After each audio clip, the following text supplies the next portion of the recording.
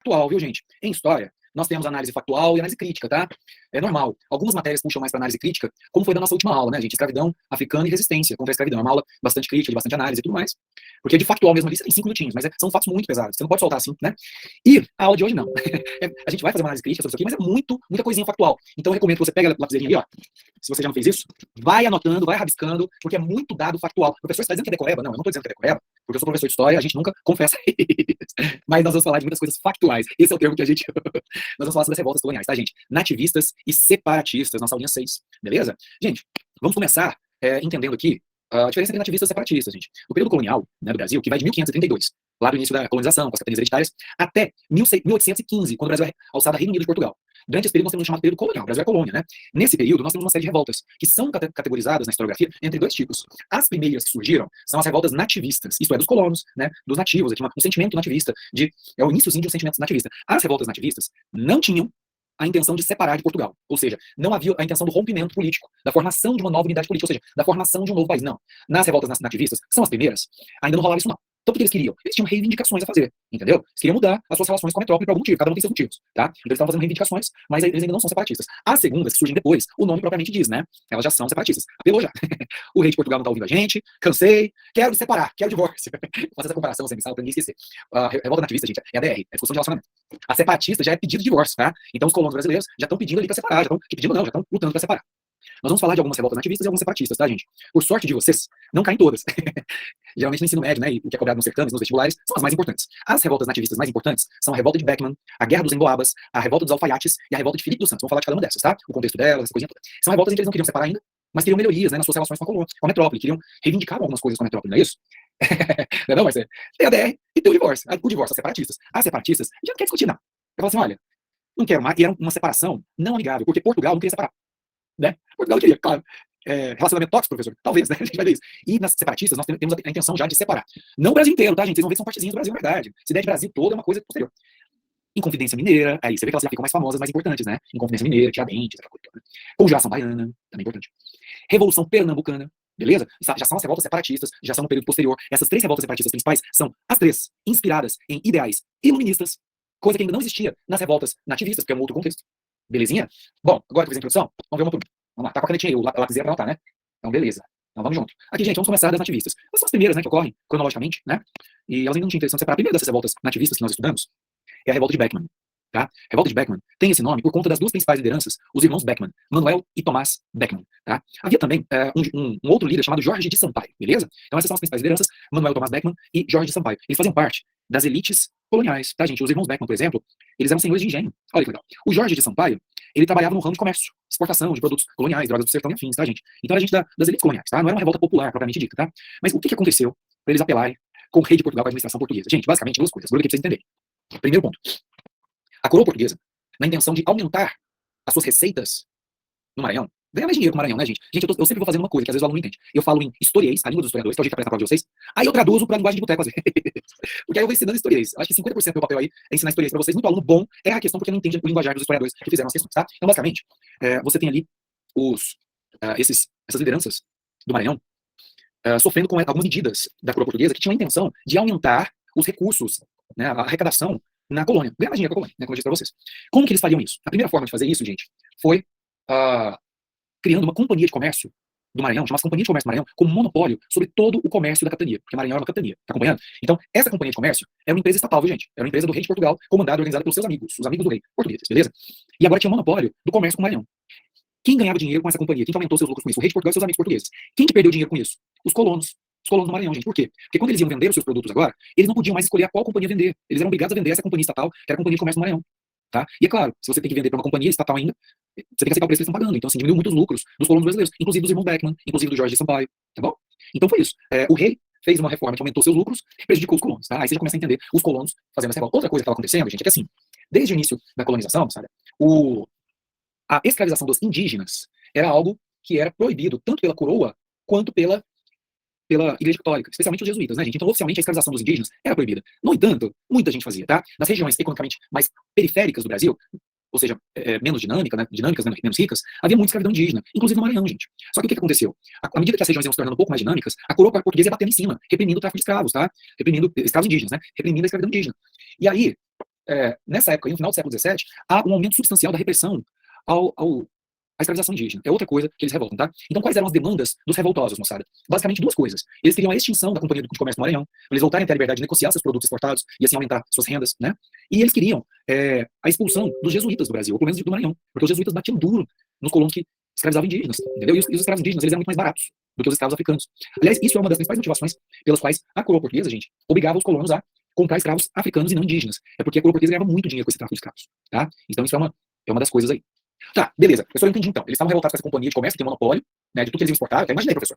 Meu pai produz soja. Se tivesse uma Sojobras que escolhesse quanto ia pagar para a fazenda, Deus me livre, professor. Pois é, mais ou menos isso, né? O estatal que escolhia quanto ia pagar pelos seus produtos. Isso é complicado. E também, professor, eu entendi que eles gostavam de escravizar o indígena, mas a coroa portuguesa estava batendo de frente. Resultado, conseguiram o que eles queriam? Não, não conseguiram. O Thomas Beckman, inclusive, ele vai lá em Portugal negociar com as altas autoridades do Império Português. Resultado, ele é preso acusado de alta traição. Acaba morrendo lá na prisão. O irmão dele, que fica aqui, o Manuel Beckman, e o Jorge de Sampaio, acabam sendo condenados também e enforcados como traidores no dia 2 de novembro de 1685. Então, esse foi um movimento que foi duramente reprimido. Beleza, moçada? Foi um movimento duramente reprimido. Aí, ó, já matamos o primeiro, hein? Belezinha? Vamos pro próximo? Caiu um pouquinho o meu computador de apoio aqui, ó. Aí eu entrei com ele de novo, porque eu fico no computador aqui nas mensagens, e o outro eu fico aqui, acompanhando com vocês nos slides, tá? Então, se alguém mandou alguma mensagem durante esse período, com alguma dúvida, manda novamente. Porque enquanto meu computador estava fora ali, eu perdi. Vamos pra próxima? Vamos pra próxima. Guerra dos Emboabas. Tuane, a resposta é não. Vamos voltar aqui, ó. Gente, resultados. Eles não conseguiram nenhuma das suas reivindicações, tá? Os revoltosos de Beckman. Conseguiram nada, coitados. Conseguiram ser enforcados, e sim. Eles não conseguiram extinguir sobre a Companhia de Comércio do Maranhão e nem conseguiram expulsar os jesuítas da região. Zero de sucesso. De 0 a 100, qual foi o sucesso? Zero. Tranquilo? Professor, eles conseguiram não, professor. Isso já é alguma coisa. Eles só tentaram, viu, Tuane? Não conseguiram nada, não. Aqui, ó, Guerra dos Emboabas. Vamos para a segunda revolta, a Guerra dos Emboabas. A Guerra dos Emboabas, gente, também como uma revolta nativista, não tinha intenção, não buscava romper com a coroa espanhola, com a coroa portuguesa ainda não, tá? Eles queriam mudar algumas coisas. O que foi essa Guerra dos Emboabas? Basicamente foi o seguinte, gente. Foi uma guerra civil, basicamente, dos paulistas, que viviam na capitania, que até então se chamava Capitania de São Vicente, tá? Mais à frente vai mudar o nome para Capitania de São Paulo. São Vicente, moçada, tinha se expandido muito nessa época por conta da mineração, né? São Vicente, à medida que eles iam encontrando os paulistas, né, da cidade de São Paulo, que é a capital da Capitania de São Vicente, eles fizeram os paulistas, né? Eles colonizaram o que hoje é Minas Gerais, Goiás, Tocantins, Mato Grosso do Sul, Paraná, toda essa região fala porta. A gente pegou esses paulistas. E aí o que acontece, moçada? À medida que eles encontravam ouro, eles atraíam muitos forasteiros para as regiões auríferas, né? Porque nós temos aí a febre do ouro, a corrida do ouro. Todo lugar que encontra ouro é assim, né, gente? E os paulistas nessa época, gente, eles falavam português muito mal, e muito raramente, só com os forasteiros. Entre eles preferiam falar tupi-guarani, que era a chamada língua geral, ou, na língua tupi, Nhengatu. Em Nhengatu, eles tinham uma palavra que é emboaba, que fazia referência a um passarinho que tinha umas pluminhas cobrindo o pezinho.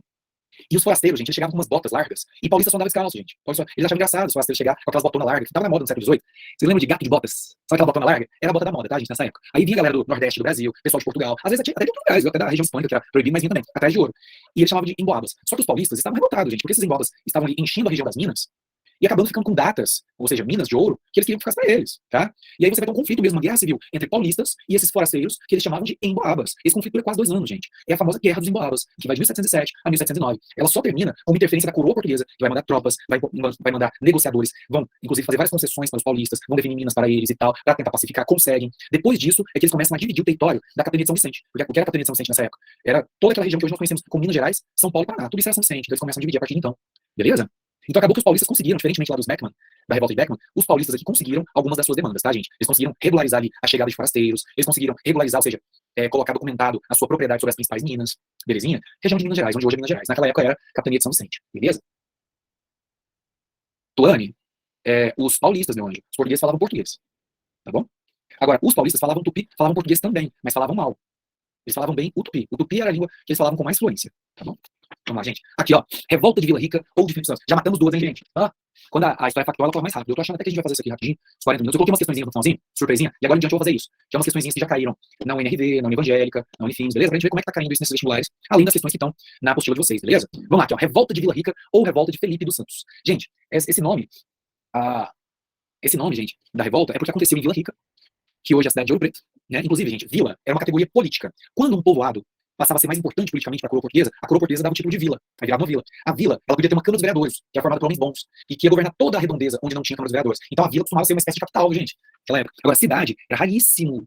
Para virar cidade era muito difícil, vocês vão ver, mas também era uma categoria política. Quando a vila ficava mais importante ainda do que as vilas ao redor, aí a coroa portuguesa dava o título de cidade, tá? É uma coisa, é por isso que mudava de nome, moçada.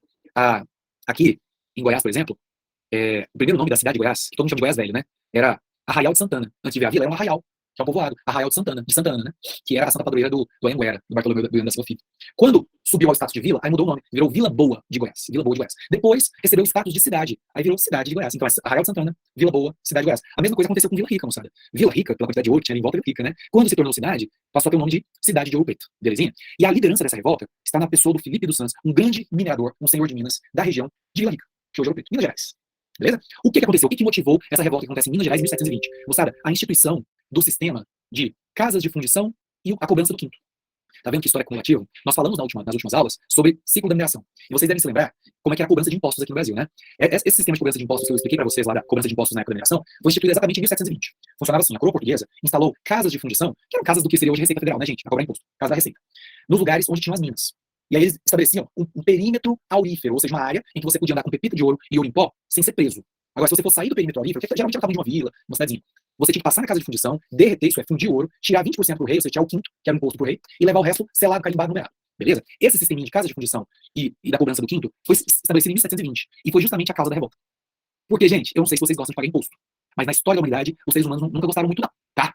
Historicamente. E antes de 1720, a cobrança de imposto era muito bagunçada, viu, gente? Vou resumir que não tem problema, era bagunçada. Então acabava que a maioria das pessoas sonegavam muito, muito. A partir de 1720, a coroa portuguesa deu uma organizada no sistema. Então ficou mais difícil sonegar. Aí o povo revoltou. Entendeu? Aqui, ó. Motivo, cobrança excessiva dos impostos em instalação de casa de fundição. Gente, eles consideravam 20% muito. Consideravam excessivo. Porque os vezes falavam assim, para a igreja, nós pagamos 10%, que é o dízimo. O rei quer ser melhor que o padre? Aliás, o rei quer ser melhor que Deus? Em vez de receber 10%, receber 20%, sabe? Então eles acharam muito 20%. E vocês acham muito 20% de imposto? Hoje no Brasil a gente paga quase o dobro disso, né? A gente paga a nossa carga tributária 36%. Aqui, moçada, o conflito. O Felipe dos Santos, gente, ele era o líder dos mineradores, tá? Ele entregou algumas reivindicações ao governador da região das Minas, com a promessa de ser entendido, o governador Catério, porque ele fez todo mundo, colocou os mineiros do lado dele, eles tinham armas, era gente das elites, né? Qualquer um, tá, gente? Então, só que aí, o governador falou que ia atender, só estava esperando chegar as tropas do governo. Chegou o exército, as tropas do governo, bateu de frente, reprimiu o movimento, prendeu o Felipe dos Santos, que foi enforcado, tá? Em praça pública para servir de exemplo para todo mundo. Então acabou, gente. Eles não, de novo, ó, resultados, conseguiram zero que eles queriam.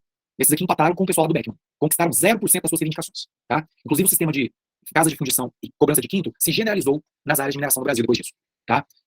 Gente, sabe uma coisa que eu tenho sempre da aula de revoltas nativistas? É uma certa frustração, né? Porque os caras conseguem, gente. Você vê que nem todo, porque a gente é tão acostumado, por exemplo, a falar das revoluções que funcionaram, que os caras foram bem-sucedidos, né? Parece que em Hollywood, né? O bem vence no final, tipo, Revolução Francesa, Revolução Inglesa, Independência do Brasil, essas coisas. Que quando a gente pega as revoltas nativistas, dá um negócio falar, não, gente, morreu por nada.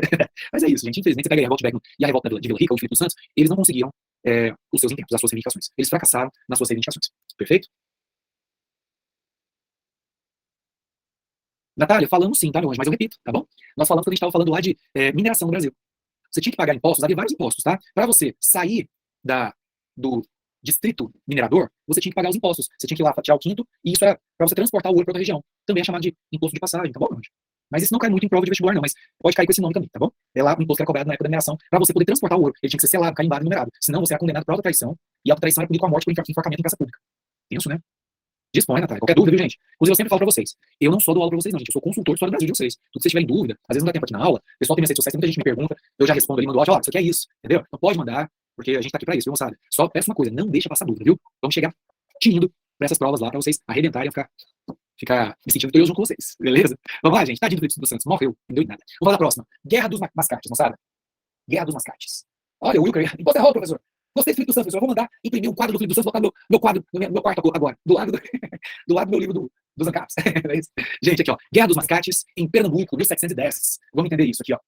Mascate, moçada. Eu não sei se vocês já ouviram esse termo, eu já. Mas tá desaparecendo, mascate. É um termo até um pouquinho pejorativo para comerciante. Mascate. É comerciante pequenininho, que vende de porta em porta, que faz o que a gente chama de... como é que chama, gente? Camelô, não é isso? Mascate. Essa guerra é chamada de Guerra dos Mascates, por quê? Porque foi um conflito entre duas elites em Pernambuco. E nisso também, ó, história matéria comativa. Eu vou recorrer a uma matéria que vocês já viram comigo, inclusive na aula retrasada, que foi o seguinte. Vocês se lembram das invasões holandesas? Vocês lembram que os holandeses tomaram ali o Nordeste e construíram uma nova capital, que a capital de Pernambuco era Olinda, né? A capital dos senhores de engenho, dos barões do açúcar, aquela coisa toda, né? Os holandeses, eles construíram a cidade de Recife. Todo planejadinho e tal. Os holandeses foram expulsos aqui, foram embora. Mas algumas coisas ficaram. Os holandeses sempre foram mais ligados a comércio do que a agricultura. Eles compravam produtos agrícolas, transformavam aquilo, agregavam valor e distribuíam na Europa. Que, aliás, gente, cá pra nós, é o que dá mais dinheiro, né? Você pega o produto primário, agrega valor industrialmente e distribui. É o que dá dinheiro. Os holandeses eram acostumados a fazer isso. E aí o que acontece? Criou-se, gente, uma elite mercantil, uma elite comercial na cidade de Recife. Diferente daquela elite de Olinda. Quem conhece Pernambuco sabe que são cidades vizinhas, tá, gente? Parece bairros, assim, tão pertinho. Só que a arquitetura é muito diferente. Olinda é uma cidade tipicamente portuguesa. Lembra uma Pirinópolis gigantona, sabe? As pedrinhas, a arquitetura colonial e tal. Recife lembra Amsterdã, assim, claro, Recife é antiga, porque Recife cresceu demais, tem uns bairros modernos hoje. E o que acontece? Naquela época você tinha a elite de Recife e a elite de Olinda. E essas duas elites não se bicavam, moçada. Olha que coisa. Os fazendeiros do açúcar, que tinham os casarões em Olinda, chamavam pejorativamente esses homens riquíssimos, diga-se de passagem, tá? Gente muito rica, que mexia com exportação e importação, que viviam nos casarões de Recife, de mascates. Era um jeito pejorativo, eles tinham com a cara deles. Ah, os mascates. Se os comerciantes de Recife fossem revidados no mesmo tom, eles iam chamar os senhores de engenho, que eram donos de latifúndios, engenhos, aquela coisa, chamar eles de roceiro. Fala roceiro aí, fala seu mascate. Entendeu? Era nesse sentido. Mas os caras não eram mascates. Os caras eram grandes mercadores de importação e exportação. Seriam que hoje seriam grandes empresas de distribuição, importação e exportação. Tá? E rolou uma treta por quê, professor? Eu entendi que tinha essas duas elites, uma em Recife, outra em Olinda, duas cidades em Pernambuco. Da onde surgiu a treta, professor? A treta surgiu porque Lisboa, o rei de Portugal, decidiu alçar Recife à vila. Gente, até então a vila da região era Olinda. Entendeu por que eu expliquei a diferença de vila? Naquela época era um status político. A vila era como se fosse a capital da região. Mandava nas cidades próximas, que não eram cidades, eram chamadas de arraiais. Os arraiais próximos tinham que obedecer à vila. Até então, a vila era de Olinda, ou seja, dos senhores de engenho. O rei de Portugal transferiu a vila para Recife. Então, quem ia mandar na região, inclusive, ia fazer as leis para serem cumpridas para os senhores de engenho de Olinda, eram os comerciantes de Recife. A galera de Olinda, dos senhores de engenho, não aceitou. Começa uma guerra, que dura um ano. A Guerra dos Mascates, que vai de 1710 a 1711. Aí, ó, o confronto acontece em Pernambuco, envolveu os senhores de engenho de Olinda e comerciantes portugueses de Recife. A elevação de Olinda à categoria de vila desagradou os comerciantes enriquecidos de Recife. Aí, o que aconteceu, moçada? Por causa disso, o rei de Portugal, como é que ele solucionou? Equiparou as duas. Aí, Olinda ficou sendo uma vila e Recife ficou sendo uma vila. Cada uma com sua Câmara Municipal, cada um fazendo suas próprias leis. E aí, uma não baixava a cabeça pra outra. Foi o jeito que resolveu. Eu tenho muita vez em Pernambuco, eles falam que até hoje tem uma rivalidadezinha. Galera de Recife, galera de Olinda. Eu acho engraçado isso. Eu falo, gente, eu que adoro Recife. Pra mim, Olinda é um bairro de Recife. Uma vez eu falei isso com um amigo meu que é historiador que é de Olinda e quase me bateu. Eu levo a pessoa aqui, Olinda é pequenininho, né? Recife é grande, então pra mim é quase como se fosse um bairro, sabe? Ah, enfim, sou goiano. Aqui, gente, aqui, gente. Então nós já vimos as rebeliões nativistas, check? Vamos agora passar para as mais graves, as mais importantes, as mais sérias, as rebeliões separatistas. Ah, vamos ver, hein? Gente, a primeira rebelião separatista, mais famosa, inclusive, é essa que tá na tela de vocês, a Inconfidência Mineira, que foi planejada para acontecer em Minas Gerais em 1789, tá, moçada? Ela tem muita influência do iluminismo, tá? Do iluminismo, da maçonaria francesa, dos iluministas. É por isso que a bandeira deles é essa aqui, ó, um triângulo vermelho, o vermelho, né, simbolizando o ideal da igualdade, com o fundo branco, que significa fraternidade, e aqui é liberdade. Então, liberdade, igualdade, fraternidade, tudo isso. Gente, foi no mesmo ano da Revolução Francesa, 1789, tá? Inspirado em valores russonianos, valores franceses, valores maçônicos, valores iluministas, tá? Libertas que severatame significa liberdade ainda de tarde, tá? Ou ainda de tardia, o pessoal gosta muito de português castiço, aquele português que ninguém fala mais, né? Ah, vamos pra festa ainda de tardiamente. Quem fala isso, gente? Só vamos pra festa ainda de tarde. Então, liberdade ainda de tarde. Assim? Aqui, gente, aconteceu em Ouro Preto. Essa cidade aqui, ó, que eu tô passando o mouse, que eu fico até aumenta a inspiração quando eu falo, adoro, gente. Ouro Preto, eu sou apaixonado pela cidade. A gente respira história lá, né? Gente, a liderança mais famosa, mas não era a principal liderança de fato do movimento, é desse senhor aqui, ó, o alferes Joaquim José da Silva Xavier, conhecido pelo apelido de Tiradentes. Porque ele, além de tenente do exército, ele era alferes do exército, que é uma patente que não existe mais, seria o que hoje é segundo tenente, tá? Hoje você tem segundo tenente e primeiro tenente. Na época você tinha tenente e alferes. Então alferes é como se fosse segundo tenente. Então é o mais baixo oficial, né? Está acima dos praças e abaixo dos oficiais. O Tiradentes ficou famoso, ele comandava o batalhão de dragões. Dragões era a tropa de elite da época, tá, gente? É como se fosse a tropa de comandos, ou os Rangers, os americanos, né, os SEALs, ou fazendo referência à polícia, como se fosse o BOP. Todo mundo já viu aquele filme. Enfim. Então ele comandava a equipe de dragões, que escoltava o trem pagador, que levava o ouro, São João del Rei, daquelas cidades mineradoras, Mariana, levava aquilo para entregar para o intendente do rei, né, o responsável, para levar para Portugal. Então, ele era importante, sim, ele não era desimportante no movimento, ele era um militar de elite, no sentido assim, né, ele comandava uma tropa de elite, que escoltava, inclusive, o pagamento dos impostos, o ouro que ia ser pago, tá? No entanto, gente, as principais lideranças da Inconfidência Mineira não era ele, tá? As principais lideranças eram os maiores mineradores de Minas Gerais, os homens mais ricos de Minas Gerais, tá? Que tiveram um tratamento muito mais brando por parte da coroa. A coroa pegou o Tiradentes como bode expiatório, ou seja, como exemplo para os outros, que era fácil. Ele não era de uma família tão importante, aliás, nem pouco importante, ele era de uma família simples, ele era só um alferes, ele não era um minerador, não era rico. Então foi fácil pegar ele como bode expiatório, tá? Então ele foi pegado como exemplo, então ele acabou sendo enforcado e esquartejado, ou seja, o corpo dele foi picado e espalhado pelas cidades da região de mineração, tá? São João del Rei, Mariana, Vila Rica, né, Ouro Preto. Quais eram as causas? Vamos lá, as causas incluem o seguinte, moçada. Lida demais, né, Marcelo? Aliás, saudade, faz alguns anos, eu já fui lá algumas vezes, quero voltar ao Ouro Preto, tenho muito boas memórias lá. Ouro Preto é bom demais. Aliás, Minas Gerais, gente, eu tenho uma queda por Minas, por mineiro. Já tentou falar não pro mineiro? Eu nunca consegui. Eu acho perigoso isso. O mineiro falou assim, o senhor, por favor, se puder, se não for incomodar, quiser me dar a chave do carro, porque eu tô precisando de um carro, não tem nenhum. Eu não, gente, o que é isso, cara? Toma, eu não dou conta de dizer não pro mineiro. Não dou conta. Porque o mineiro é um goiano, educadinho. Porque aqui em Goiás, você chega, você fala bom dia no padeiro, você fala assim, bom dia. Ele responde não. Você fala bom dia, ele fala, eu ouvi. O mineiro não, educadinho. Assim, aí é muito charme. Moçada, aí o que aconteceu na Inconfidência Mineira? O lance é que a mineração estava em decadência, moçada. Estava em decadência. Foi caindo a produção olífera, que era ouro de aluvião. Só que qual foi o diagnóstico da coroa portuguesa na época? Que era o Marquês de Pombal e tudo mais. O diagnóstico errado, achou que os mineiros estavam escondendo ouro, como se dizia na época, o que hoje a gente chama de sonegar imposto. E não é isso. Eles realmente estavam diminuindo, vendo. Agora imagina o desespero desses senhores de mineração de Minas Gerais, gente. A sua mina, que você estava acostumada a arrecadar muito ouro, tirar muito ouro, ela está caindo de produção. A coroa portuguesa não acredita em você, começa a falar que você está sonegando. E aí vem o Marquês de Pombal, que era o primeiro-ministro, né? Era o cara que governava na época no lugar do rei, era o primeiro-ministro do rei. Ele, achando que os mineiros estavam sonegando, ele decretou um negócio chamado finta, juntamente com um negócio chamado derrama. Finta, gente, era um limite mínimo que cada minerador tinha que pagar de imposto. Eles pegavam baseado na história daquela mina. Falaram, olha, a mina de São João del Rei sempre deu 100 quilos todos os anos. Eu tô chutando, gente. Deu sempre uma tonelada. Todos os anos vocês davam uma tonelada, teve um que deu uma tonelada de 600, teve um que deu uma tonelada de 200, agora vocês estão arrecadando 800 quilos? Não aceito. O mínimo que vocês vão pagar imposto é por uma tonelada. Ah, mas doutor, se eu não chegar numa tonelada, se vira. Porque vocês estão mentindo pra mim. Vocês vão pagar o que vocês têm que pagar. Não diz é finta. O rei, no caso Marquês de Pombal, estabeleceu uma meta de pagamento, independentemente do que eles declaravam que eles tinham retirado das minas deles. Olha que triste. E tem mais, se os mineiros não tivessem dinheiro para pagar o imposto, as tropas do, as tropas do rei de Portugal iam entrar nas casas, nos palácios dos mineiros, que eles tinham feito lá uma fortuninha, né, gente, acumulado um patrimônio nesses tempos, e tomar tudo o que tinha de valor, prataria, objetos preciosos, obras de arte, para completar a finta. Gente, olha que violência. Terrível, né? É aí que eles não conseguiram completar o tanto que o rei queria, o rei decretou a derrama. Ele decretou. E aí era para acontecer a Inconfidência Mineira, a revolta, no dia da derrama. Só que teve um X9. Um professor, teve um delator. Aí, ó, pronto, dizer para os teve um delator. Um cara que entregou. Na minha casa era sempre a irmã mais nova. Sempre. Acaso, hoje ela é minha amiga, mas quando era infância, meu Deus do céu, a delator. Então tinha um delator, que era o Joaquim Silveira dos Reis. O que ele ganhou delatando? Ele também era minerador muito rico, só que ele estava endividado com a coroa portuguesa. A coroa perdoou as dívidas dele. Ah, olha esse cara, gente. Perdoou as dívidas dele, ferrou com os parceiros, né? Enfim, foi o que aconteceu, tá? Então, você tinha o quinto, a derrama, exageros políticos, né, altas taxas de impostos, estirou alta insatisfação popular. Enfim, além disso, vai ter a fechamento das manufaturas também. O que vai acontecer, gente, na prática, é que nós não temos a revolta acontecendo. Porque o Silvério dos Reis entregou antes, e aí foi todo mundo preso, né, gente? Foi todo mundo preso, foi todo mundo pra cadeia. E os outros que eram mais ricos, mais poderosos, de famílias mais importantes, formavam a elite de Minas Gerais. O rei português percebeu que precisaria contemporizar com eles, fazer as pazes com eles, porque senão ia ficar muito perigoso para o rei conseguir comandar aquela região. Então ele acabou fazendo um meio termo, perdoando as dívidas, negociando o perdão dessas lideranças. O Tiradentes é o coitado, né, o pobre, que serviu de bucha de canhão para servir de exemplo para os outros. E o professor quase em sala de aula, tá um grupinho conversando, tira o Zezinho, assim, o mais bobinho, que tá de costas assim, né? Aí tirou o Zezinho, vai pra coordenação. Mas tá todo mundo conversando, eu vi você. Pronto, o resto em silêncio.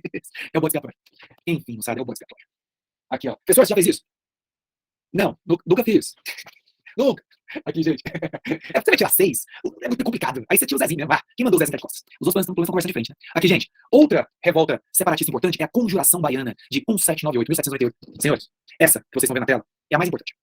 A Inconfidência Mineira, ela foi alçada, a mais célebre e mais importante, pelos nossos primeiros presidentes, que eram militares, lá na época da República da Espada. Eles precisavam de um herói republicano e militar. Pois é, acharam Alferes, Joaquim José da Silva Xavier e Tiradentes. Por isso que eles pagaram pro Pedro Américo fazer aquela pintura do Tiradentes esquartejado, nessa época. Por isso que eles criaram o feriado de Tiradentes. Não é porque é mais importante, porque você já parou pra pensar que a Inconfidência Mineira é a mais importante revolta da história do Brasil, que nunca aconteceu. Ela não chegou a acontecer, gente, ela foi dedurada antes. A Conjuração Baiana, não. Essa aconteceu. E mais, ela foi liderada por 4 homens negros, alfabetizados, cultos, que liam em português e francês, e lendo em francês, eles conheciam muito bem a obra de Jean-Jacques Rousseau. Então eles eram inspirados por ideais iluministas russonianos. Esses 4 heróis aqui, ó. Lucas Dantas, Manuel Faustino, Luiz Gonzaga e João de Deus. Tá, gente? Agora, por que ela é menos lembrada? Pela pecha racial que vicejou, inclusive, entre os nossos historiadores, até o início do século XX, gente. Vocês acham que não? Então é sempre visto como de uma maneira menos meritória, tá? 4 homens negros, lendo em francês. Que preto abusado é esse? Preto lendo em francês? E fazendo arruaça no Brasil. Essa era a visão, né? Tô aqui. Era a visão das elites brasileiras até o início do século XX. Por isso, o desprezo histórico, por essa que tinha que ser a principal revolta nativista. Tinha que ter um feriado nacional da Conjuração Baiana. Tá? Basicamente, ela também é chamada de revolta dos alfaiates, porque era o ofício, era a profissão dessas 4 lideranças, gente. Esses 4 senhores eram costureiros, eram alfaiates. Eles faziam ternos finíssimos, falavam em francês, daí que eles conheciam muito o que estava acontecendo na França e tal. Eles eram alfaiates, homens livres, negros, né? Ela aconteceu em 1798 em Salvador, Bahia. Outra terra que eu tenho uma queda. Bahia, gente. Ô, Bahia, né?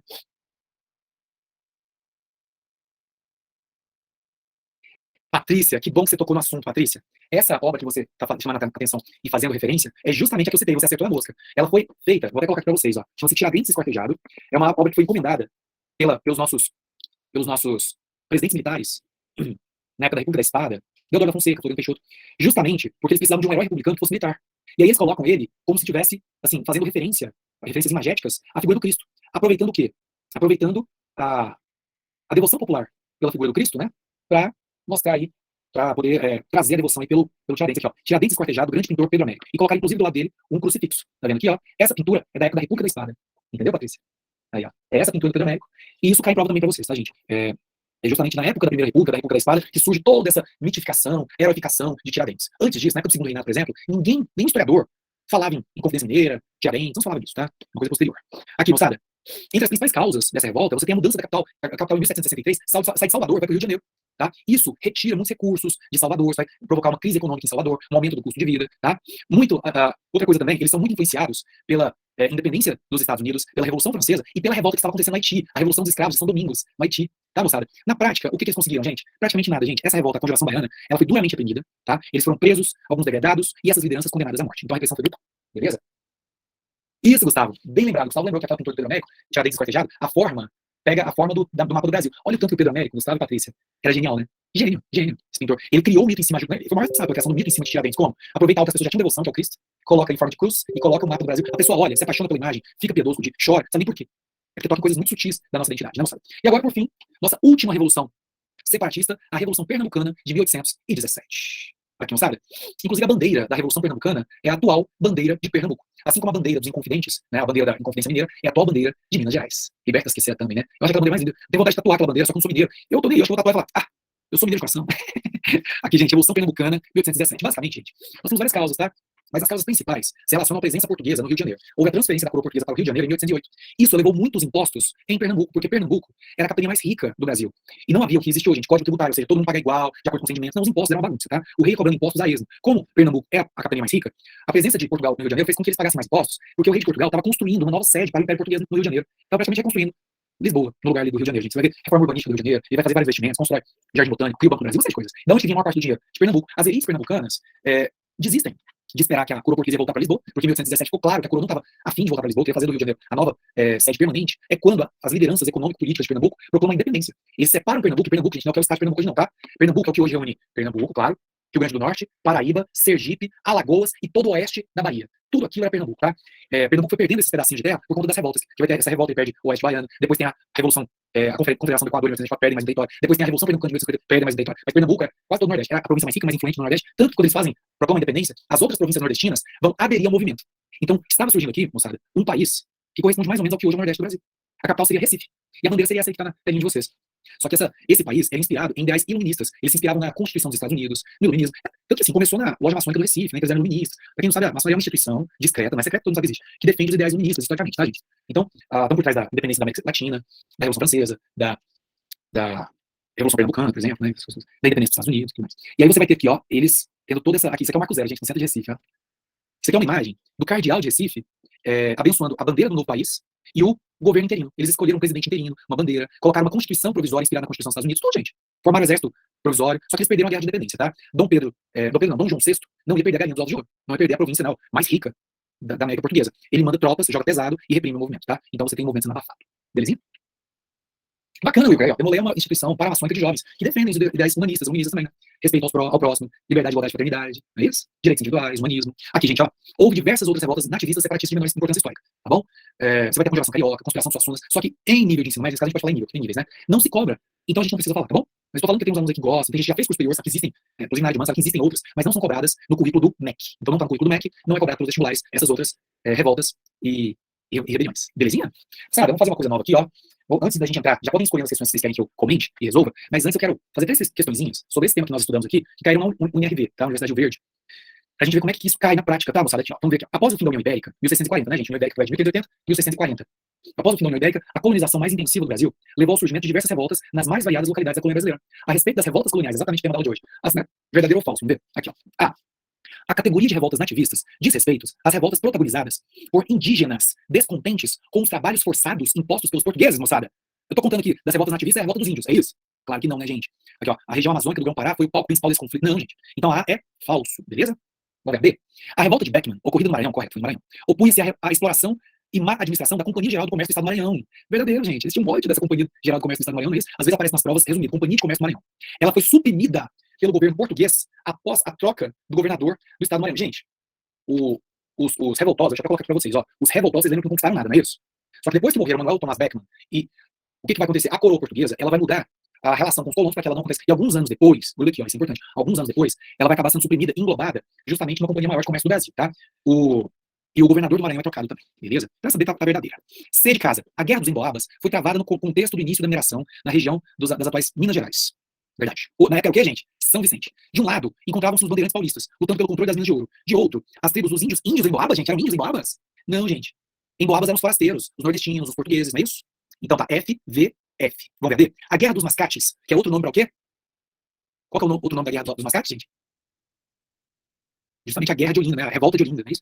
Foi a primeira grande revolta da rebelde capitania de Pernambuco. Gente, Pernambuco teve muita revolta, não é isso? Nesse conflito, a cidade de Olinda, antiga capital dos senhores de engenho pernambucanos, combate a nascente capital Recife, fundada por holandeses e que prosperara com o comércio da capitania. A revolta não impediu a mudança de capital para Recife, moçada. Verdadeiro. A capital mudou, tá, gente? Só que vai ser, o que vai acontecer? As duas cidades passam a ter o mesmo status de vila, viu? Só que Recife passa a ser a capital de verdade. Vamos ver outra questãozinha aqui. Aqui, moçada. Faz tempo que eu não escuto ninguém falar mascate. Só o pessoal das antigas fala, que não sei quem trabalhava de mascate, não é assim? Vamos voltar, Maria. Vamos entender tudo aqui, ó. A Guerra dos Mascates foi a primeira grande revolta rebelde da capitania de Pernambuco. Mas isso, deixa eu botar lá no nosso slide. Aqui, ó. Guerra dos Mascates ou Revolta dos Mascates. É isso? Aconteceu, olha só. Você vai ter uma oposição Maria, entre as elites de Olinda, que eram o senhor de engenho, e as elites comerciantes de Recife, que eram portugueses, comerciantes, portadores e exportadores. A coroa portuguesa alça Recife, a vila, e passa a dar ela o título de capital de Pernambuco. Olinda, os senhores de engenho não aceitam isso. Aí começa uma guerra. A coroa vai ter que interferir e equiparar o status das duas vilas. Isto é, os comerciantes de Recife não iam mandar no senhor de engenho de Olinda, tá? Porque se não tivesse equiparado, isso aconteceria, né? Porque aqui a Câmara Municipal faria leis que teriam que ser cumpridas, inclusive em Olinda. No entanto, Recife passou a ser a capital da província, né? Naquela época da capitania de Pernambuco. Só que você tem uma equiparação das duas vilas, né? Dos dois povoados como sendo vilas. Belezinha? Então, basicamente é isso, tá correto. A Guerra dos Mascates foi a primeira grande revolta rebelde da capitania de Pernambuco, isso mesmo, que depois tem a Revolução Pernambucana, tem a Confederação do Equador, tem a Revolução Praieira, a Revolta Praieira, então, a primeira. Nesse conflito, a cidade de Olinda, antiga capital do senhor de engenho pernambucano, de fato, ela deixa de ser capital quando você tem a construção de Recife pelos holandeses, não é isso? Combate a nascente capital Recife, fundada por holandeses, de fato, e que prosperara com o comércio na capitania, eles eram comerciantes. A revolta não impediu a mudança da capital para Recife, sim, não mudou, não impediu. De fato, Recife passou a ser capital. Ah, não. Eu coloco vermelho para errada e verde para certa. Belezinha? Vamos ver a segunda questãozinha aqui, moçada. Aqui, ó, no NRV também. A América colonial não foi dócil e pacífica. Muitos conflitos deflagraram-se no continente contra a dominação europeia. Sobre as revoltas coloniais da América, assinale verdadeiro ou falso para as alternativas. Gente, essa aqui, ó, eu não vou comentar com vocês a A, a C e a D, porque essas aqui são de outro contexto, tá? Isso aqui é a história que a gente vê. História da América, tá? Tupac Amaru é a história da América, haitianismo é a história da América, tá? Então, e Guerra do Granite que a gente vai falar depois nos tratados. Então a gente não comenta isso. O que cabe para nossa aula de hoje? A B, que fala da Inconfidência Mineira, não é isso? Vamos ver se ela é verdadeira ou falsa? A Inconfidência Mineira, de 1789, foi um movimento popular de luta por independência no Brasil, liderado por Tiradentes, um oficial de baixa patente, e procurava aplicar os ideais desenvolvidos pela Revolução Francesa de igualdade, liberdade e fraternidade. Ah, gente, isso aqui qual que é o erro? Foi liderado por Tiradentes? Vamos ver lá? Lembra que eu falei? Sei lá, professor, mas Tiradentes, eu aprendi com a tia Martinha lá na escola, na quinta série, que era Tiradentes, professor, não tem feriado Tiradentes, mas é por isso que eu ressaltei pra vocês que ele estava lá entre as lideranças, não a mais importante, mas ali, os líderes mais importantes eram os mineiros, né? Os grandes mineradores de Minas Gerais, tá? Isso. Inconfidência Mineira teve um caráter elitista. Outro erro foi esse, que tá escrito aqui, movimento popular. Não foi popular, foi elitista. Professor, a Conjuração Baiana foi popular? Foi popular. Aí sim, a Conjuração Baiana tem um caráter popular. A Inconfidência Mineira tem um caráter elitista. E também não foi liderado por Tiradentes. Beleza? Tranquilinho? Vamos pra próxima? O NRV. Aqui, gente. Tiradentes não foi considerado herói nacional logo depois da sua morte. Aqui, ó. Ó o que eu tava contando pra vocês. Teve umas duas pessoas que saíram quando eu comecei a mostrar o quadro do Tiradentes. Gente, cuidado com o pecado da soberba. Tem gente que sabe, acha que sabe o que caiu. Se soubesse, não precisava estar tendo aula, tá? Olha só o que caiu. Tá falando de quando foi construído o mito de Tiradentes. É por isso que a gente tem que prestar atenção. Por isso que eu coloquei lá, Pedro Américo, o quadro, o mito de Tiradentes, surgiu só depois da proclamação da República. Isso eu não tô fugindo do tema, nem tô falando análise crítica só pra quem vai fazer nem não. Isso cai no NRV. Vamos ver? Olha só. Mesmo após a independência, em 1822, ele foi uma personalidade histórica relativamente obscura. Isso ocorreu porque o país continuou sendo uma monarquia. Foi Dona Maria I, avó e bisavó dos imperadores Dom Pedro I e Dom Pedro II, respectivamente, quem havia emitido a sentença de morte dele. Apenas a República, em 1889, buscou na figura de Tiradentes uma personificação da identidade republicana do Brasil. Daí a sua imagem forjada de barba e camisolão, vagamente assemelhada a Jesus Cristo. Entendeu aquela nossa análise crítica? Tem gente que subestima a prova do NRV, da União Evangélica, da Unifins, acha que é uma prova taioba, uma prova assim. Inconfidência Mineira, foi em 1789, verdadeiro? Não é assim não, gente. Não é assim não, tá? Aqui, ó. Como militar, o máximo que Tiradentes poderia ter era bigode. Além disso, na prisão, onde passou os últimos 3 anos de vida, os detentos eram obrigados a raspar barba e cabelo para evitar piolhos. Vamos ver aqui, ó. A Inconfidência Mineira foi um movimento composto por influentes integrantes das elites. Alguns poucos denunciados foram condenados à prisão e ao degredo na África. O único a assumir as responsabilidades pela trama foi Tiradentes. Gente, Tiradentes foi o único enforcado e esquartejado, né, gente? Porque ele era mais pobre também, né? O lema da Inconfidência Mineira era liberdade a qualquer custo, gente. A gente viu a bandeirinha de Minas. Tá vendo que isso aí também não é lenga-lenga? Isso cai, a gente tem que mostrar essas coisas. O lema é liberta esquecer também, que é liberdade ainda que tarde. Repetir algumas vezes, tá vendo? É tudo pragmático, gente. Eu não dou aula de história, eu dou aula de história pro vestibular. Eu tô aqui o tempo todo focando em colocar você preparado pro vestibular. Vou ficar tranquilo, aqui, ó. C. Havia um consenso no movimento no que diz respeito à abolição da escravidão africana? Claro que não, gente. Aliás, não se falava nisso, porque as elites, os que coordenavam o movimento, eram mineradores, donos, senhores de escravos, tá? D. O motivo principal da Inconfidência foi a questão da derrama. Tratava-se de uma operação fiscal realizada pela coroa portuguesa para cobrar os impostos atrasados. O chamado quinto, como o próprio nome já indica, correspondia à cobrança de 20%, um quinto, sobre a quantidade de ouro extraída anualmente. É isso, moçada. A A e a D estão verdadeiras, a B e a C estão falsas. Belezinha? Agora eu vou interromper aqui o compartilhamento. Vamos lá para a nossa listinha de hoje. Aqui, ó. Deixa eu compartilhar a lista de hoje com vocês. Vamos lá. Vou colocar aqui. Vamos compartilhar a listinha de hoje aí, moçada. Revoltas coloniais, nativistas e emancipacionistas. Viu lá, Marcelo? É isso que eu digo. Há questões, não, e outra coisa. Essas questões, moçada, muitos de vocês, não são todos, né, moçada, mas assim, a gente prepara todos, né, que não é aula particular, então a gente prepara para todos vocês. Muitos estão preparando para a Unifins, o Encerrado, que tem uma banca excelente. Não é novidade para vocês que nós, professores de história, vem mexe, a gente reclama um pouquinho da prova da UNRV e da Unieva, que eu acho que não estão à altura da qualidade dessas instituições, que tem cursos, especialmente medicina, muito bons, né, gente? Só que a prova ainda tem que melhorar um pouquinho. Então a gente dá uma apanhadinha nisso. Reclama mesmo, né? Porque, agora, a prova justamente da Unifins da Unicerrado, gente, banca excelente, então cobre esses detalhes. Tem que ter análise de imagem, tem que ter análise de texto, tem que ter análise crítica, não é só decoreba, não, gente. Vamos acordar pra vida. Aqui, moçada. E aí, qual questãozinha da apostila vocês preferem que eu comece? Bom, se ninguém se manifestou, E eu vou começar do primeiro. Aliás, essa primeira nós já fizemos. Vamos ver aqui, ó. A exploração portuguesa era intensa. Vamos para a questão 2. A exploração portuguesa era intensa. Vamos ver aqui, ó. A 1 a gente já fez, né, Marcelo? Justamente aquela primeira que a gente realizou lá. Nós testando nossos conhecimentos. Aqui, ó, a exploração portuguesa era intensa no Brasil colonial e provocava rebeldias e insatisfações constantes. Organizavam-se movimentos de resistência e de busca de autonomia política. Durante o século XVIII, por exemplo, houve. Vamos lá, gente, século XVIII. Tem que ser 1700 e bolinha, hein? Essa aqui, você tem que estar afiado nas datas, vamos ver? Revolta dos alfaiates, Guerra dos Emboabas. Gente, Guerra dos Emboabas, início do século XVIII. Vamos acompanhando aqui com nossos slides, vamos ver se vocês estão afiados. Olha lá, ó. Por isso que eu coloquei pra vocês, estão vendo aqui, ó. A revolta de Filipe dos Santos é 1720, não é isso? Beckmann é no século XVII, 1685 ali, ó. Emboabas já é no século XVIII, viu? Então a primeira foi de Beckmann, as outras são do século XVIII. A última, gente, que é a pernambucana, ela acontece já no século XIX. Então a Conjuração Baiana, Confidência Mineira, Revolta dos Mascates, Guerra dos Emboabas, tudo é no século XVIII, tá? Só para facilitar para vocês lembrarem mais ou menos as datas. Revolta dos Alfaiates, 1710, com proposta de libertar a colônia e procurar formar uma sociedade mais justa. Gente, a Revolta dos Alfaiates tinha proposta de libertar a colônia? Não, gente, foi uma treta entre as elites de Olinda e de Recife. Não é isso? Então tinha a intenção de separar, afinal de contas era uma revolta nativista e não separatista. Então essa primeira aqui é o quê? Falso, 00F. A Guerra dos Emboabas, marcada pela luta contra a escravidão dos negros e a disputa por minas de ouro. Não, gente, infelizmente, que triste, né? Os Emboabas, né, aliás, os paulistas, que iniciaram a Guerra dos Emboabas, não tinham intenção de acabar com a escravidão de negros, não, tá? Não tinha nada a ver. Agora, sim, acontecia por disputa das minas de ouro. Então a 0 é falsa também. Deixa eu marcar o que tá errado em cada uma. A primeira que tá errado é isso aqui, ó. A primeira que tá errado é proposta de libertar a colônia. Não, gente. Proposta de libertar... Ah, não tá dando. Depois... 02. A Inconfidência Mineira, com o objetivo de criar uma nação democrática sem escravos e pobres. Não, né, gente? A Inconfidência Mineira, ela não tinha esse caráter de libertação dos escravos, não. Apesar de ela ter influência iluminista, eles não falavam em libertar os escravos e também não tinha essa ideia democratizante, até mais socializante, que, né, sem pobres, não tinha isso, não. Então ela não tinha esse caráter democratizante, tá? Então a 02 também tá errada. 03. A conspiração dos Suassunas. Ó, moçadinha, nesse aqui apareceu a conspiração dos Suassunas, mas não é que não tá, tá, hein? Então, geralmente, você vai ver nos certames, não colocam lá no edital. Que é uma conspiração interessante, tá? Parece muito em prova regional, lá de Pernambuco. Que abalou o mercado do açúcar e destruiu a vila do Recife. Vamos ver aqui, ó. A revolta de Felipe dos Santos, não fala que a gente estudou, fala que a gente volta aqui. A revolta de Felipe dos Santos, moçada. A revolta de Felipe dos Santos, que reclamava a cobrança exagerada de impostos na região de Minas Gerais. Gente, a 04 é verdadeira, não é isso? A 04 é verdadeira, moçada. É uma verdade, a 04. Belezinha? Então, gente, essa dos Suassunas não cai pra vocês, tá? Mas é verdadeiro também. Vamos lá, vamos ver a 3 agora? Qual que vocês querem que eu responda agora? Deixa eu ver aqui. Vamos ver aqui, ó. Marcele, vamos voltar na revolta dos mascates. Aqui, ó. Guerra dos mascates. Marcele, a Guerra dos Mascates está entre as revoltas nativistas. As nativistas não tinham intenção separatista. Tá bom, não? Não tinha intenção separatista. As que têm intenção separatista são as revoltas emancipacionistas. Ou as separatistas, como é o nome que aparece também. Belezinha? Essa aqui aconteceu o embate. Aconteceu porque Olinda foi elevada à categoria de vila. Isso desagradou os comerciantes de Recife. Ah, você tá falando dos alfaiates. Ah, desculpa, meu anjo. Nossa, Gente, eu tô... Vocês estão... Ainda bem que vocês estão... Tá falando dos alfaiates. Nossa, gente, a revolta dos alfaiates. Desculpa, meu bem. De fato, então muda o gabarito lá, é verdadeiro, de fato. Vocês acreditam? Eu li mascates, é alfaiates, gente. Alfaiates é a conjuração baiana. Até falei pra vocês que os 4 eram alfaiates, não é isso? Eram costureiros. Pronto, dessa hora que elas são. 7h20, meu cérebro já parou de funcionar. Então fica verdadeira. Então, conflito... Então aqui nós temos... Opa, aqui, ó. Cadê, gente? Meu Deus do céu. Abaixo. Gente, então aquela é verdadeira, não é isso? Aquela, então, é verdadeiríssima. É isso mesmo, aqui, ó. Revolta dos alfaiates, com proposta de libertar a colônia e procurar formar uma sociedade mais justa e igual. Verdadeiro, gente. Desculpa, gente, perdão. A 00 é verdadeira, ela seria falsa. Se fosse aquilo que eu tava lendo na minha cabeça doida hoje, de que era a revolta dos mascates. Essa primeira é verdadeiríssima, tá, moçada? Revolta dos alfaiates, que é essa aqui, ó. A conjuração baiana ou revolta dos alfaiates. Desculpa, gente. Ou revolta dos alfaiates. Belezinha? Moçada, qual outra que vocês querem que a gente faça? Alfaiates. Isso, vamos ver a 4? Então bora pra 4. Vamos lá. 7h20. Mas é porque eu não tomei o café hoje, hein? Eu sempre começo tomando café. Hoje eu fui direto pra água e não tomei café.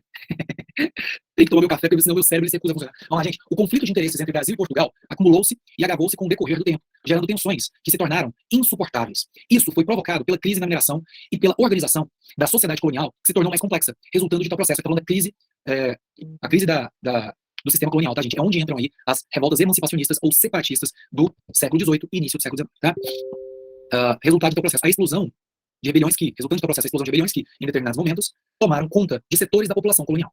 Tendo como referência o texto acima, assinale V ou F para as falsas. Beleza, vamos ver. O Estado português, os nossos patrícios, né, os nossos patrícios, ao tornar-se conscientemente colonialista, despertou no Brasil o espírito nacional contra o sistema de exploração e dominação da metrópole. Moçada, isso aqui tem um livro chamado... É um livro clássico da historiografia brasileira que fala justamente a moeda colonial, tá? Que ele vai explicar como, durante o governo do Marquês de Pombal, e olha tanto que essa questão é aprofundada, moçada. Tá vendo por que a gente procura fazer essas análises mais críticas, expande o assunto, porque não adianta ficar só no raso, né? O período do Marquês de Pombal, que é aquele período que foi na época do Dom José I, foi de 1750 a 1777, é quando você tem uma centralização do poder em Lisboa e a implementação de medidas mercantilistas. Já no contexto ali, que ele está falando justamente quando a coroa portuguesa toma consciência mais clara, racional inclusive, dos seus interesses econômicos, tá? Então eles racionalizam as medidas de exploração da colônia. Isso acontecendo por parte dos metropolitanos, dos reinóis, como eram chamados na época, vai despertar uma reação nos colonos, de perceber que eles são a outra face da moeda, tá? Então é o início ali dessa visão, né, dessa separação que vai só crescer, dessa cisão entre colonos e metropolitanos e reinóis, tá? É o início da crise do sistema colonial, beleza, gente? Então, de fato, esse item é extremamente complexo, mas é justamente disso que a gente está falando. Belezinha? Vamos ver a 2. Os movimentos nativistas tiveram caráter reformista, formulando um projeto de separação política e desprezando o poder centralizador das câmaras municipais. Bom, gente, e aí? Esse aqui, ó, na verdade, tá errado, né? Eu falei algumas vezes para vocês que os movimentos nativistas, aliás, foi a primeira coisa que a gente falou, não foi? Eles tinham caráter reformista de fato. Por ter um caráter reformista, eles não tinham projeto de separação política. É isso que tá errado. Beleza? E nem desprezavam o poder das câmaras municipais. O poder das câmaras municipais, gente, era local, não era centralizador, tá? A 2 é F. Belezinha, moçadinha? A 2 é F. Vamos ler da terceira? Apesar da relativa mudança social provocada pela mineração, com a possibilidade de alforria para os escravos negros, estes continuavam submetidos às piores condições de vida e de trabalho. Gente, isso é verdade. Isso, mas sério. Nativista não queria separação. Separatista queria separação. É o que eu comparei no início da aula com DR e pedido de divórcio. As nativistas são a DR, que é melhorar as relações com a metrópole. É alguma demanda. As separatistas é o divórcio, já quer separar. Beleza? Gente, a 3 é verdadeira, gente. Essa 3 faz referência aos chamados escravos de ganho, que nós tratamos inclusive na aula passada, quando a gente estava falando de escravidão negra e resistência. Os escravos de ganho trabalhavam nas cidades, né? Especialmente nas cidades mineradoras, e ali eles tinham a possibilidade de fazer um dinheiro nas horas vagas, eles tinham que levar uma parte do dinheiro pro seu senhor, ficavam com o restante. Isso era uma brecha para alguns deles conseguirem acumular dinheiro suficiente para se comprar. Mas mesmo assim, isso era raro, eles continuavam submetidos às piores condições, né? Continuavam sendo escravidão, né, gente? Continuavam sendo escravidão, né? Dominação. Tenso. Vamos ver a 4. Os movimentos denominados rebeliões nativistas. Opa, ser nativistas, Mário, não é separação, não é isso? Procuram modificar aspectos da dominação portuguesa, de fato. Reformar alguns elementos do pacto colonial, de fato. E proclamar a independência. Tá vendo que eles querem saber se você sabe disso, dessa informação básica? Errou só na última aqui, ó. Proclamar a independência, isso tá errado. Os colonos na época das rebeliões nativistas, eles ainda estavam naquele papo, sabe aquela assim, ele prometeu pra mim que vai mudar. Amiga, ele prometeu que vai mudar. Quando a revolta separatista já falou assim, não, ele não muda nunca, ele não muda nunca. Já dei chance. Gente, a revolta de Beckman foi a primeira revolta nativista, não é isso, gente? Aconteceu no Maranhão, por conta das reformas portuguesas lá, da Companhia de Comércio do Maranhão, do aumento da fiscalização sobre o trabalho indígena, não é? Então, foi liderada, gente, de fato foi liderada por senhores de engenho, que eram os irmãos Beckman, tá? Buscava acabar com o monopólio da Companhia de Comércio do Maranhão. Exatamente, acabar com o monopólio da Companhia de Comércio do Maranhão. Não abastecimento de escravos negros para a região, embora não questionasse o sistema colonial. Sim, não questionava o sistema colonial, ou seja, não reclamava de ser colônia. Não quer dizer que eles queriam, não, queremos fazer um país independente chamado Maranhão. Não, eles não questionavam o sistema colonial. Só que eles queriam acabar com o monopólio da Companhia de Comércio do Maranhão. E foi liderada por senhores de engenho, os irmãos Tomás e Manuel Beckman. Então a 5 é verdadeira, moçada. Não é isso? Verdadeira. Mas não é, Aline. Já viu que todas as 10 são iguais? Você viu uma 10, você viu todas. Você, amiga, ele não muda, amigo. Começa assim, não é mais como no início. Assim, você nunca conversa. Você mudou comigo. Aí ele vai falar alguma coisa, você não grita comigo, não. Passadinha. Beijo pra vocês, deu nosso tempo. Tamires, de qual, meu anjo? Vamos. Eu fui falando de uma por uma, meu anjo. Alguém anotou aí, gente? Vamos ver aqui. A1, tornar-se conscientemente. A1 é verdadeira. A3, ativa mudança social provocada. A3 é verdadeira e a 5 é verdadeira. A2 e a 4 são falsas. Belezinha? Obrigado, gente. Foi lindo. Beijo pra vocês. Rendeu muito, hein? E até a próxima. Tchau, tchau. Agora vai dar janta. Valeu, Ana Nires. Obrigado, Tamires. Obrigado, Ana Júlia.